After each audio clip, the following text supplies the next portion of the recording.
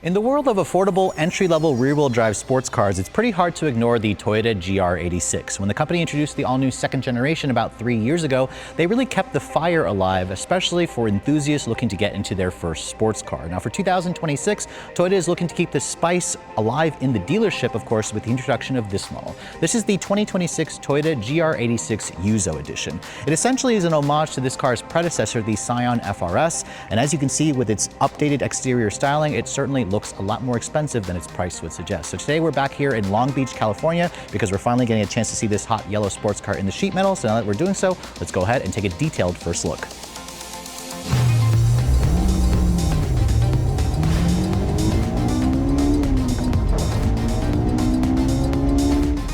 Now, when we're talking about a car that looks as good as this GR86 Yuzu edition does, a lot of you are probably wondering what's going on underneath the hood. Now, I wish I could report that this vehicle is getting a huge power upgrade, but sadly, the powertrain actually stays the same. If you guys have driven the all-new second generation, you basically get a 2.4-liter Boxer flat 4 with direct injection. This is, again, the same engine that it shares with the Subaru BRZ. The power outputs remain the same at 228 horsepower and 184 pound-feet of torque. Even though it's not that much horsepower by today's modern standards, this is a car that weighs around 2,800 pounds, and you can take your pick between either a 6-speed manual or a 6-speed automatic transmission. Rear-wheel drive with a limited slip differential is going to be included, of course, and that's kind of the successful formula of the 86. It's a car that you can essentially drive at 8/10 or at 10/10 on the street, and you're not necessarily breaking the law when you're doing so, and you're also doing it with a huge smile on your face. Fuel economy should be around 21 in the city and 26 on the highway.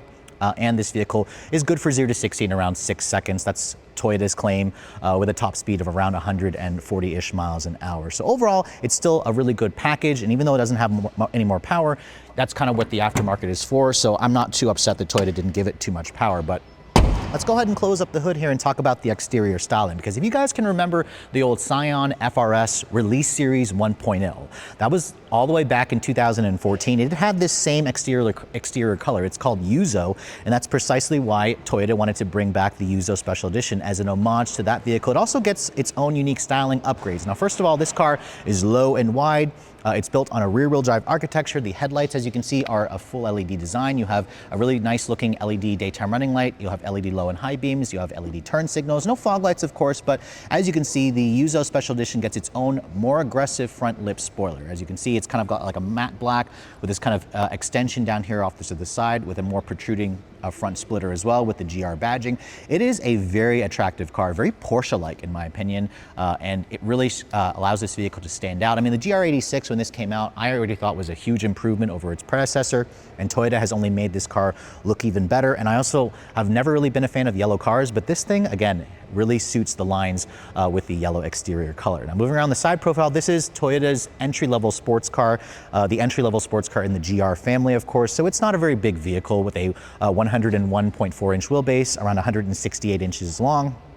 This thing, again, is a little bit longer than a Mazda Miata, but it also is a little bit more spacious on the inside, so that's kind of where the GR86 has always been a better choice for enthusiasts who need to use it as their only car. You can see this model here, the Yuzu Special Edition, comes standard with the performance package, which means you have the upgraded Sachs dampers here. It's an all-independent suspension. You also have, it's also based off of the premium model, so you have larger 18-inch matte black wheels with this really nice multi-spoke design. And the Yuzu gets upgraded brakes with the performance package. You have a 4-piston Brembo caliper, nearly 13-inch rotors at the front on a Michelin Pilot Sport summer performance tire, and these tires are around a 225 width, so they're actually not that wide, but that kind of gives the vehicle the ability to do those slides, those drifts, and that's what people really love about the GR86. You can see the side sill is far more aggressive. I love the body kit along with this little extension here that kind of matches along the side profile of the vehicle. And then looking at the mirrors, you can see there a really nice glossy black paint, which goes wonderful, of course, with the yellow exterior color along with the black accents. The one thing I wish Toyota would have done, however, is given like a black roof or maybe a carbon fiber look roof or a sunroof. That would be nice.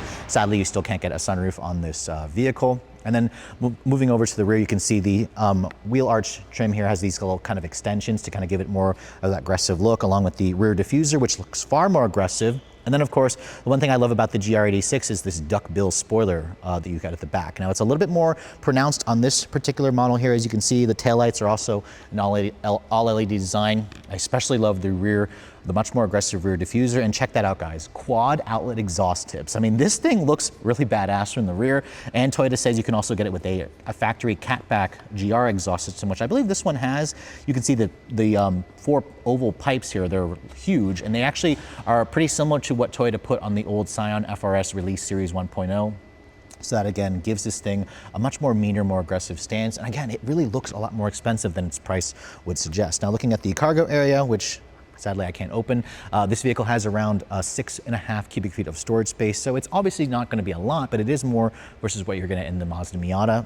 But overall, let me know in the comment section below if you guys like the look and the styling updates that they've made with the Yuzu model. Now, moving into the interior of this Toyota GR86 Yuzu edition, excuse me while I literally fall into the car, it's a low sports car. It only has like 4 inches of ground clearance. So as you expected, when you get into this vehicle, it's going to be kind of a dance where you have to fall into the car. But as I shut the door, you can hear the door has a pretty solid sounding thunk. And the interior of this car, as you can see, looks pretty much identical to any version of the GR86 with the premium trim level. Our Toyota made some changes here where you can see the leather and the Alcantara, which you can only get it in black with the contrast yellow stitching. You also get a yellow perforation inside the actual seats themselves. These seats are also 2-level heated. And again, they have really nice aggressive bolstering, and they look really good, of course, with the yellow exterior color. You also get yellow stitching on the steering wheel, yellow stitching on the handbrake and on the shifter, which, by the way, you can get this car with either a 6-speed manual or a 6-speed automatic. Don't get the automatic, get the manual. Toyota actually says that over 55% of GR86 customers buy the manual, so thank God that they're saving the manuals. But the rest of the interior, as you can see, is pretty much standard stuff. This is not a luxurious place to spend time, but it's also functional and it gets the job done. The door panel here has like a suede Alcantara on the upper portion where you'd rest your elbow. This area here is hard touch plastic. You do have some nice leather over here with more of that yellow stitching. And then the window controls, they're 1 touch up down for both the driver and the passenger. As you can see, these controls come from Subaru because most of the switchgear and the platform comes from Subaru. The steering wheel is also a Subaru steering wheel with the Toyota logo. It's got the GR badge and the contrast yellow stitching, which is nice. The wheel itself has a manual tilt telescoping adjustment, but I have to say the telescope doesn't come out far enough. So try the vehicle out for yourselves. Make sure you can actually get a comfortable driving position. The automatic will include paddle shifters, but again, get the manual. You want the manual. In terms of the dash design, you have some suede Alcantara here. This upper portion is a soft touch injection molded plastic.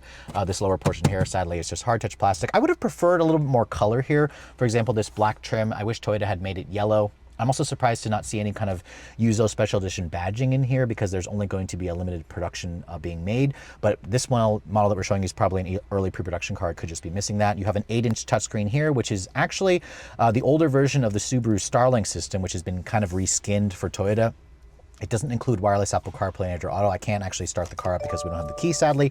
You do have a dual zone automatic climate control feature with, as you can see, some traditional toggles and actual knobs. I like how there's 3 separate knobs along with a volume and a tuning knob. So again, it's very simplified. And the shifter, as you can see, it's still one of the really good shifters in the industry. Subaru and Toyota have worked hard to make this shifter a lot better. And I also really appreciate the traditional handbrake. You can see over here, you have your stability control off switch along with a track mode. The track mode is going to kind of give you a less restrictive stability control, but it'll also will stay on to allow you to do those drifts. And then over here you can see this is kind of the only covered storage you're going to get. You have your 2 cup holders, you have 2 USB-C charging ports. You can close that off. It is a little bit padded here, but it could be a little bit deeper, which would have been great for storage. Now, in terms of the glove box, you can see, open that up, it's actually a bin style. It's a pretty big size, which is good because there's not much storage in the center of the vehicle. And these seats, like I mentioned earlier, pretty aggressively bolstered. I like the Alcantara. It holds you in place nicely, and the yellow stitching looks nice. It just would have been nice to have kind of an embroidered something here on the headrest to make it look a little bit more special. Now, the back seat of this vehicle, as you can see, you can flip that forward. The back seat is pretty tight. In fact, the legroom figures, I believe, is like around 26 inches back here. And don't even get me started with the headroom or the lack thereof. They're essentially jump seats, which you'll be using to put people you don't like back here or put packages, which is nice that you have the additional storage, because if you're coming from like a Mazda Miata, this is where the GR86 or the BRZ is going to feel like a really practical car. But overall, the interior is still pretty much the same place that you're going to see like in a regular GR86 with some yellow accents. But again, it's simplified and it's easy to use and it gets the job done. So last year in America, sales of the GR86 were actually up. Toyota managed to sell a little over 11,400 units, which is actually a pretty good number considering the fact that this is an impractical rear-wheel drive two-door sports car. But again, the pricing of this model certainly helps, because if you're looking to get your hands on the GR86 Yuzu edition, the company hasn't quite announced pricing just yet, but we can kind of speculate because the current 2025 GR86 starts at exactly $30,000. Obviously, they've raised the price over the years. I remember when the predecessor, the FRS first came out, it was under $25,000, but still in today's money, $30,000 is a good price. This model here, I believe, will effectively take the place of the Hawk 1 edition, which was a new model for 2024. Which that vehicle was around $36,000. So I would estimate with the upgrades that this car has, the performance package, all the additional body kit, and then some of the accessories that this model has here will probably come in at under $40,000 with destination charge, which I know is getting expensive for a GR86, but only time will tell when Toyota announces the final pricing. But you have to admit, guys, when you look at this car, it certainly looks like a much more expensive car versus $30,000, $35,000, or even $40,000. So I think Toyota's design team did a fantastic job with the styling. And then, of course, if you guys want more power, that's exactly what the aftermarket is for, to kind of come in and tune that flat 4 boxer engine. But with all that said, hope you guys have enjoyed my full overview here on the 2026 Toyota GR86 Yuzu edition. If you're also looking to see the latest cars I'm testing, be sure to follow me on Instagram at Redline_reviews. Like us on Facebook, and as always, guys, please keep subscribing to the Redline Reviews YouTube channel for all the latest reviews. Thank you so much for watching. I'll catch you all in the next video.